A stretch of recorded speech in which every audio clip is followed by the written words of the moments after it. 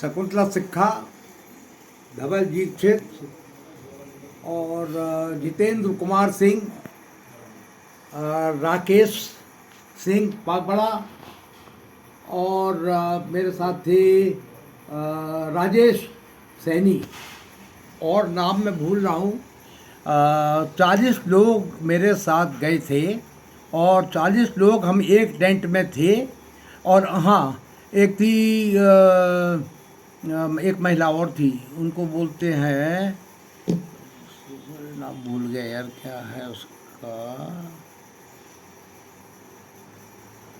अभी एक मिनट पूछ ही लूँ मैं जाकर के, थोड़ा वो कट करना पड़ेगा। बोलिए। उमा ठाकुर, ये हमारे साथ थे। हम लोगों की खाने बांटने की ड्यूटी लगी थी।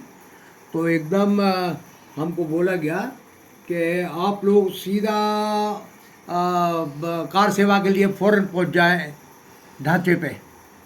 तो हम लोग ढांचे पर पहुंच गए। ढांचे पर जैसे पहुंचे तो हम लोग ऊपर चढ़े हुए थे, सब लोग कोठारी वोठारी तमाम। जज साहब हमारे नीचे बैठे हुए थे, जो मुरादाबाद के जज रह चुके थे, उनकी ड्यूटी लगी हुई थी वहाँ पे पूरा केस को देखने के लिए। तो जज साहब को नमस्कार करके हम पहचानते थे, जज साहब जानते थे, हमारी बात हो चुकी थी, पहले भी मुलाकात हो चुकी थी। तो जज साहब देख के जा रहे थे, पुलिस वाले वहाँ से भागने लगे थे और ढांचा गिरने लगा था। हम ढांचे के अंदर अंदर घुस गए। जब ढांचे के अंदर घुसे तो हम सीधे जा कर के हमने देखा कि सीता रसोई लिखा हुआ है। सीता रसोई के अंदर हम लोग पहुँच गए और जैसे सीता रसोई के अंदर हमने पहुँचा, देखा चकला बेलन रखा हुआ है। तो हमने चकला बेलन उठा लिया।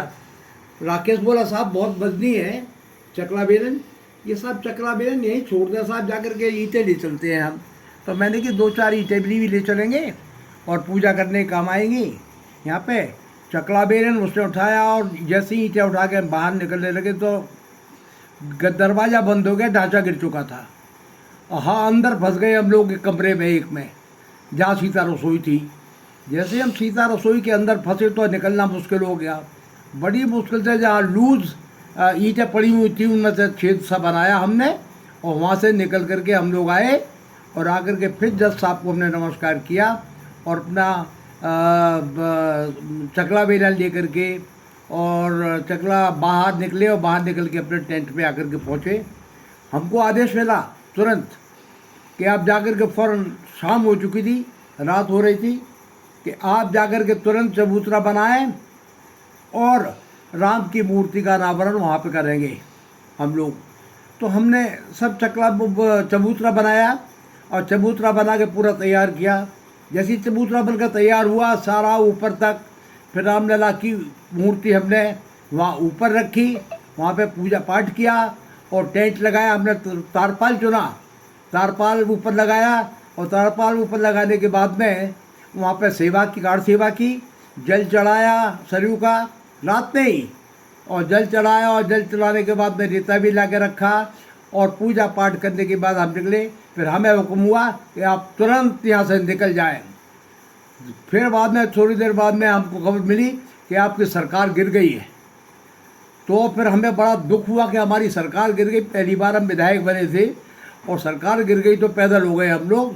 अब जाएंगे कैसे? फिर आते हुए तो हम AC टिकट था हमारे पास, कूपन थे, कूपन से चले आए। जाने की बड़ी मुश्किल थी हमको, रिजर्वेशन वापस का नहीं था हमारे पास कोई भी।